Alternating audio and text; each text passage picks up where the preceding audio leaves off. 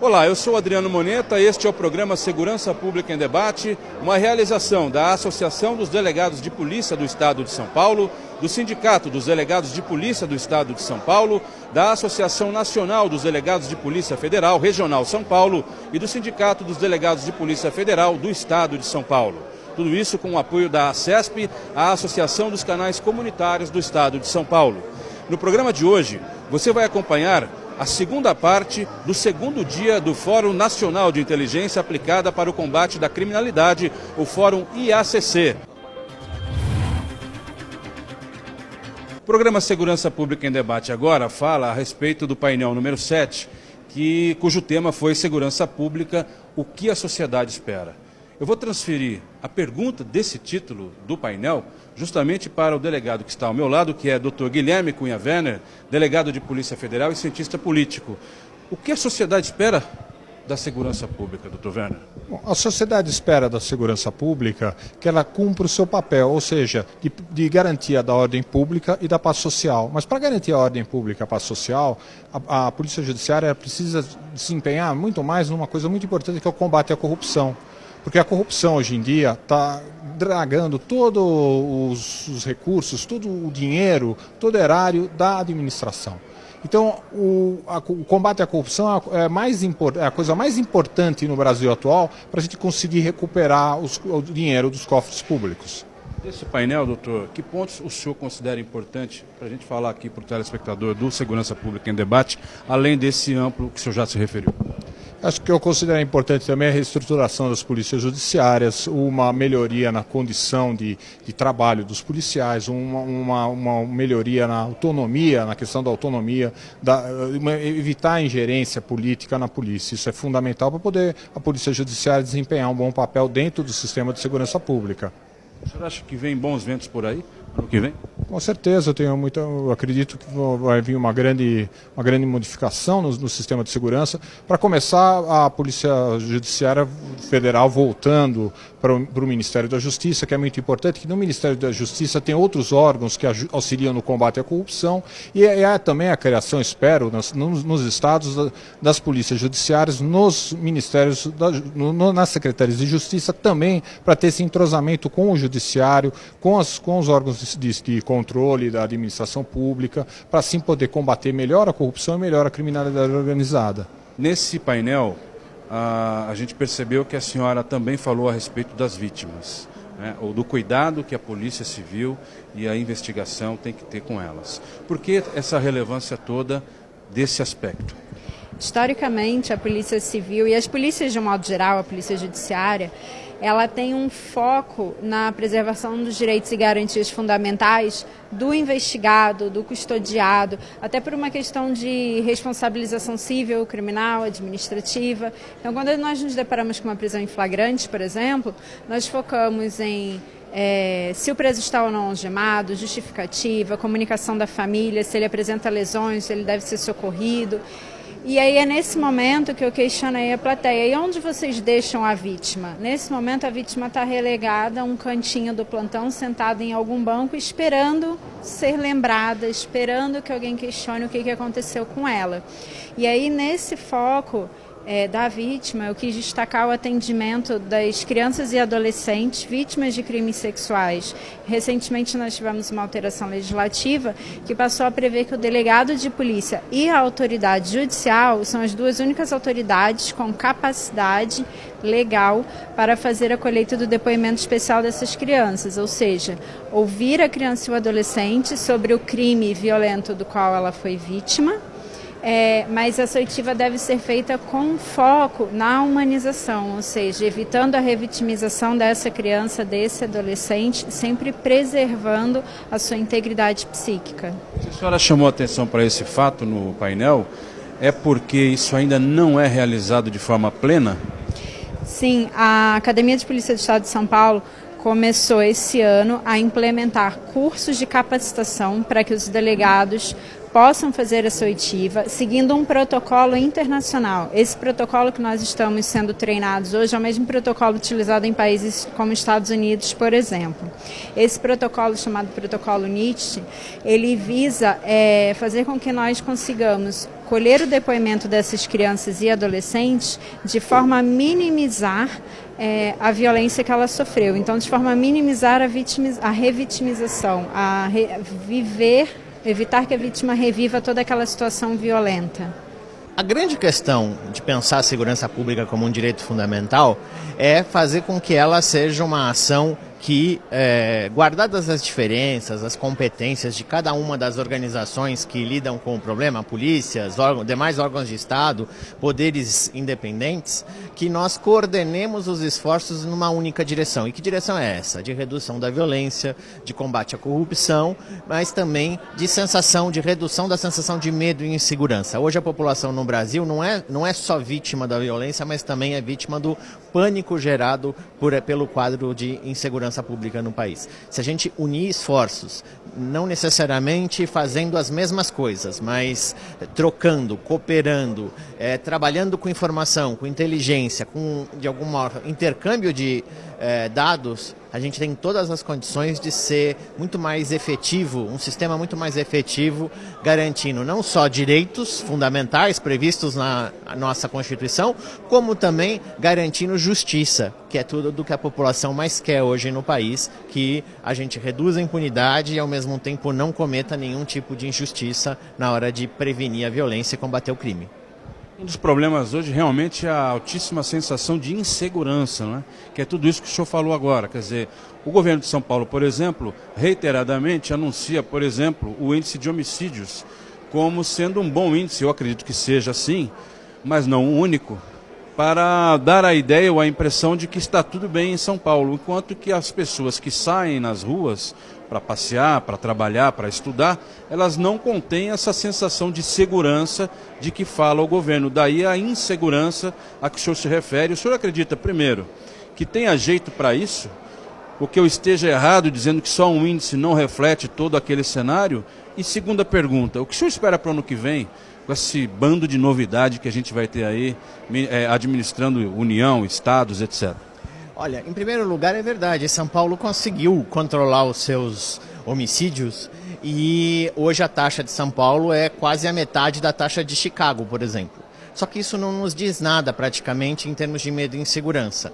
Uma pesquisa recente do INSPER, que é um instituto de ensino aqui do estado de São Paulo, mostrou que quase 50% da população da cidade de São Paulo já foi vitimada com algum tipo de crime que envolveu violência e algum tipo de, enfim, um conjunto de crimes. Ou seja, só o homicídio, ele é um indicador importante para lidar com a questão da violência efetiva. Mas se a gente não lidar com o sentimento, ou seja, aproximar a polícia da população, fazer com que as instituições sejam confiáveis e elas se fazerem confiáveis no debate que foi feito sobre sistemas de integridade, de controle, de accountability, ou seja, de prestação de contas, aproximando as polícias da população e vice-versa, a gente não conseguirá vencer essa batalha pelo sentimento de insegurança. Agora, é possível sim. E isso é possível com investimentos não só financeiros e em pessoal, que isso é fundamental, mas também com prioridade em relação à área. O ano que vem, independente da esfera, Estado, União ou município, a gente tem que sair do palanque, tem que discutir de forma menos ideológica e trabalhar com gestão, com evidências, com indicadores. O delegado de polícia é o primeiro garantidor da legalidade e da justiça.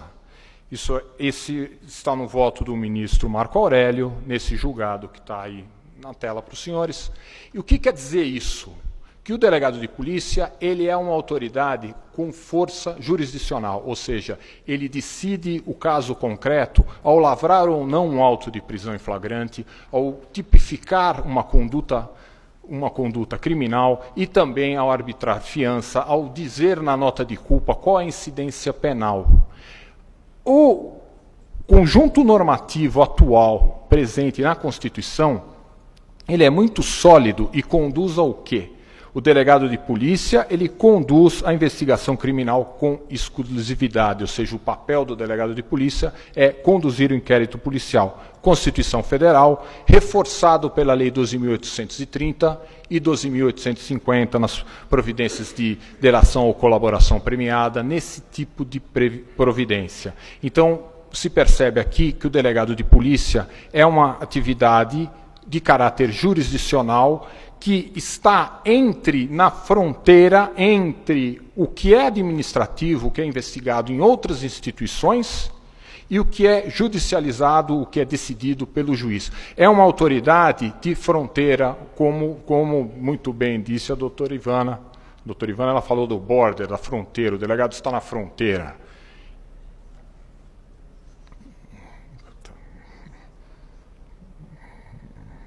Muito bem.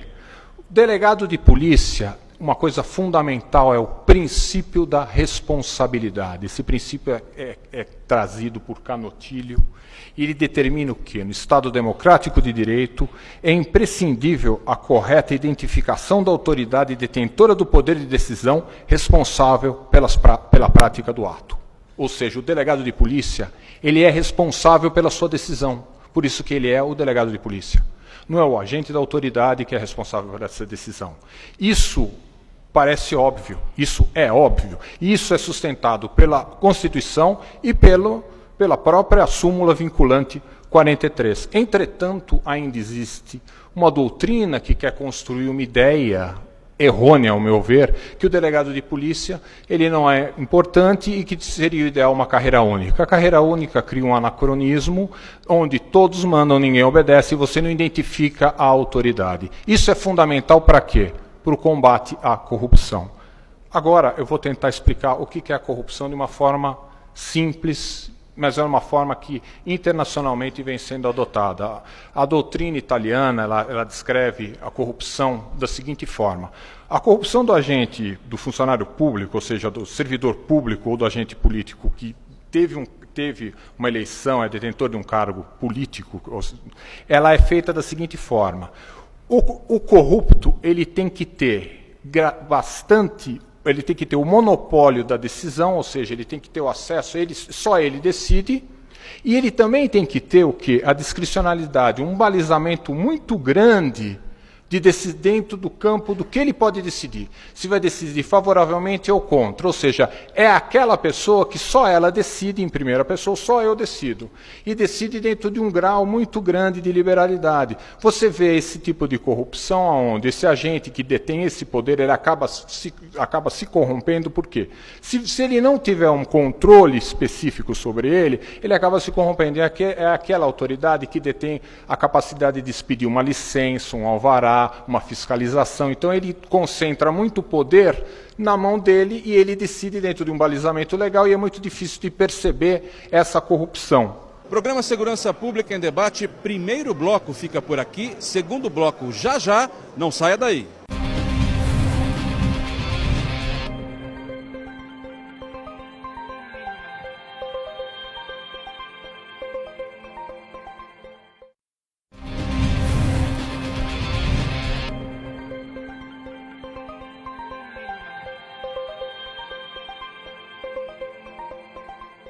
Olá, este é o segundo bloco do programa Segurança Pública em Debate de hoje, em que estamos mostrando a você o segundo dia do Fórum Nacional de Inteligência Aplicada para o Combate da Criminalidade, o Fórum IACC.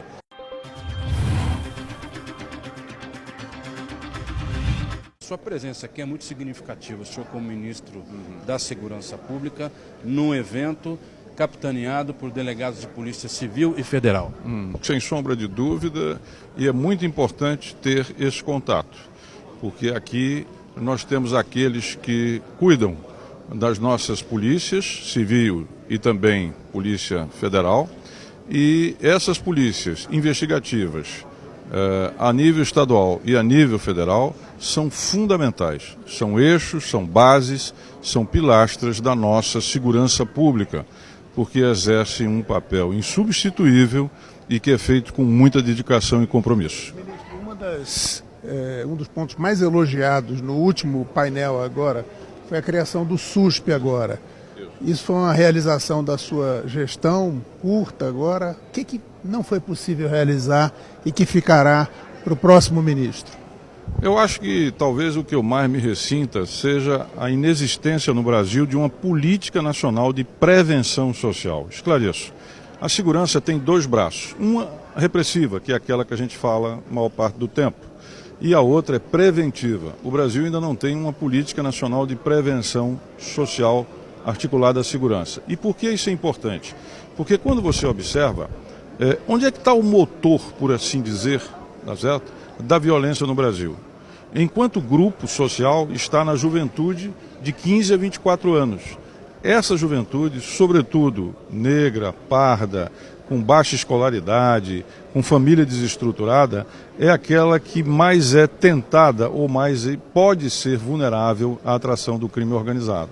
Então, se você não tiver uma prevenção social para essa juventude de periferia, sobretudo, se você não estender a mão, se você não trouxer ela para junto de nós, se você não criar, sobretudo, oportunidades, sonhos, projetos para essa juventude, ela, por falta efetivamente de apoio, seja em casa, seja no trabalho, seja na escola, ela se torna vulnerável ao crime. Então, por isso eu diria que a minha grande frustração, embora não seja especificamente da área de segurança, é que o Brasil ainda não tem um grande programa nacional, uma grande política nacional de prevenção social. Coordenada pelo Ministério? Poderia ser, mas também poderia ser por um Ministério do Desenvolvimento Social ou outra área, o que seria fundamental e nem dinheiro tanto precisaria. Você teria apenas que focar, porque em torno de 200 cidades no Brasil, elas concentram metade dos mais de 60 mil homicídios. Se você prestar atenção, o grupo principal vulnerável é essa juventude de periferia, sobretudo, de 15 a 24, não é? E se em 200 cidades você tem aproximadamente metade dos homicídios, então a política está dada. Eu tenho que olhar para esse grupo e tenho que, sobretudo, privilegiar esses territórios ou essas cidades. Então, você teria que convergir saúde, educação, cultura, que o jovem gosta, esportes, não é? Para estender a mão e não permitir que esse pessoal se torne vulnerável. É isso, basicamente. O senhor acredita que no próximo governo isso possa começar a ser realizado? Eu vou torcer e o que eu puder contribuir para isso, eu vou contribuir. Tenho um excelente relacionamento com o meu sucessor, o juiz Sérgio Moro, e a ele eu já procurei fazer e vou continuar fazendo menção da necessidade dessa política. O programa Segurança Pública em Debate agora vai falar sobre o painel número 8, o último painel do segundo dia do Fórum IACC, cujo tema foi repressão qualificada à corrupção e ao crime organizado. E para falar sobre este tema, eu tenho ao meu lado o Dr. Jorge Pontes, delegado de Polícia Federal. Dr. Jorge, o senhor tem uma opinião muito firme a respeito dessa questão da corrupção disseminada no Estado brasileiro e eu acredito que o senhor tenha também igualmente uma opinião firme a respeito de como se combate isso.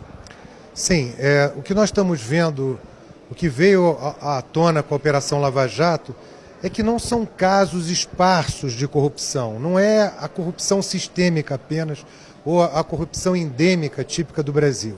Há uma estruturação, há uma nova morfologia criminosa, que é o estabelecimento dentro do estamento público de um modelo organizacional criminoso. Então nós estamos lidando com crime institucionalizado, um outro animal, um outro desafio para as polícias e para o Ministério Público. Como combatê-lo? É fundamental a blindagem das instituições encarregadas da persecução penal. Blindagem, como por exemplo, nós temos que dar autonomia às polícias judiciárias, autonomia administrativa, orçamentária, e isso tudo é fundamental. Temos que investir na polícia judiciária, as polícias civis podem e devem passar pelo mesmo processo que passou a Polícia Federal. Nós temos 27 polícias civis, essas polícias civis integradas, nós poderíamos, como bem falou o meu colega, fazer pequenas lava-jatos pelo Brasil inteiro, porque o crime institucionalizado ele não se dá apenas na instância federal, ele também ocorre nas instâncias estadual e municipal. Então nós temos que fortalecer as instituições que investigam a corrupção, a grande corrupção e o crime institucionalizado. Isso é fundamental.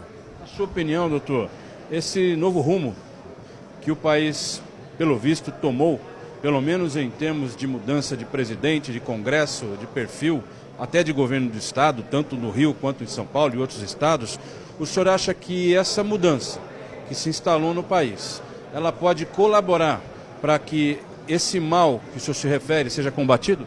Sim, eu vejo que isso pode começar pelos governos dos estados.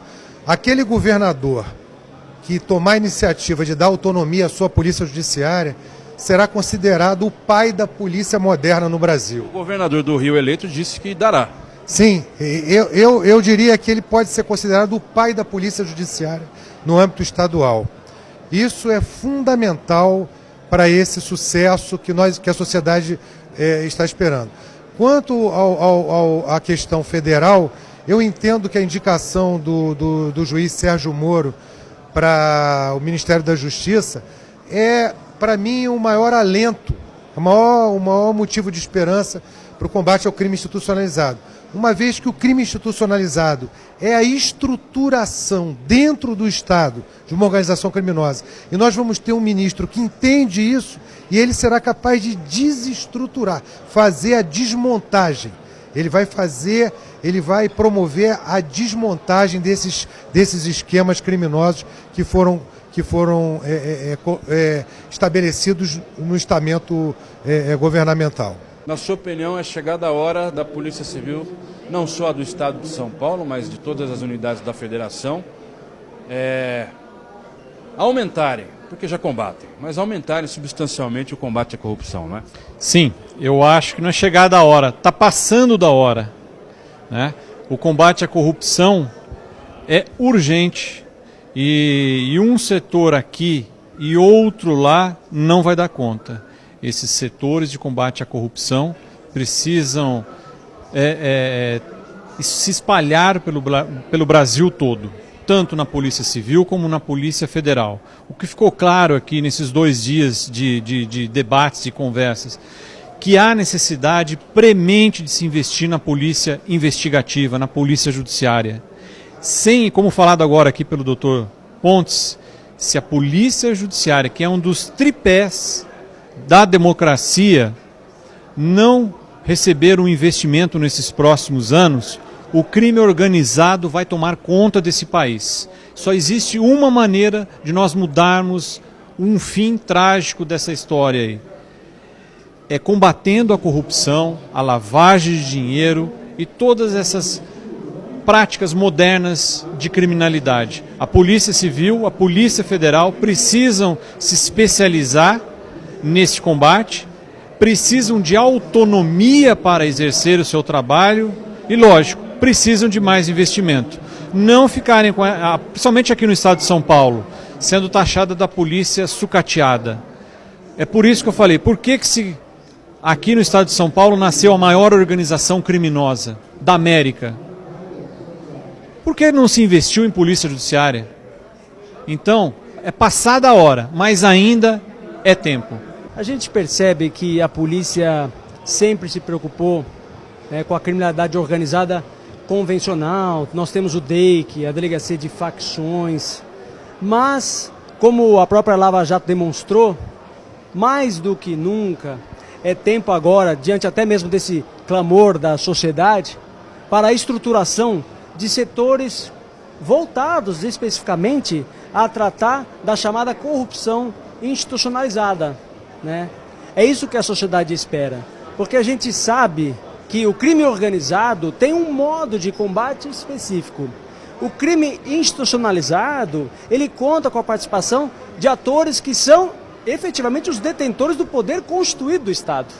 Por mais que o crime organizado tenha poder, você vai ter que agir com pessoas que hoje ocupam posições estratégicas. Então é claro, a polícia precisa estruturar esses setores. Mas algo que também foi discutido, e na verdade foi repisado em diversas oportunidades durante o simpósio, o ideal é que mais do que nunca a gente também consiga agora o reconhecimento de uma autonomia diferenciada para a instituição, né? Nós temos autonomia para o desenvolvimento das nossas tarefas, uma relativa autonomia, evidente, né? Mas a gente precisa de um fortalecimento porque, no fim das contas, no frigir dos ovos, né, aquele que vai escolher os caminhos estratégicos da instituição, vai definir aqueles que ocupam os cargos estratégicos, vai poder colocar a estrutura adequada nas diversas unidades, tanto em recursos humanos, recursos materiais. Não adianta apenas a gente criar um setor focado no combate à corrupção institucionalizada se ela não tiver também os recursos necessários para desenvolver bem essa atividade, né? Então, quem é que vai definir quais são esses recursos? É o nosso dirigente maior, né? E o nosso dirigente maior, por isso então, né, que veja como tudo as palestras acabam sempre chegando num ponto comum, que é a necessidade da polícia ter mais autonomia, eleger o seu chefe maior para que ela consiga definir as suas prioridades, estabelecer os seus objetivos maiores, né? Doutora Tânia, o que a senhora achou do fórum? Qual o balanço que a senhora faz? Olha, foi acima do esperado, né? Nós tivemos um grande público acompanhando, tivemos aquilo que imaginávamos também do intercâmbio entre os delegados da Polícia Federal, os delegados de Polícia Civil e os outros que estavam ali presentes também. Foi um feito histórico. Pela primeira vez, as 4 entidades que representam os delegados de polícia, tanto aqui da Polícia Civil do Estado de São Paulo, como da Polícia Federal aqui no Estado de São Paulo, nós nos reunimos e organizamos esse fórum de inteligência aplicada no combate à criminalidade. Eu acho que foi uma oportunidade única da gente debater segurança pública de uma forma séria, de uma forma técnica, mostrando à sociedade, mostrando à opinião pública a importância da inteligência na segurança pública.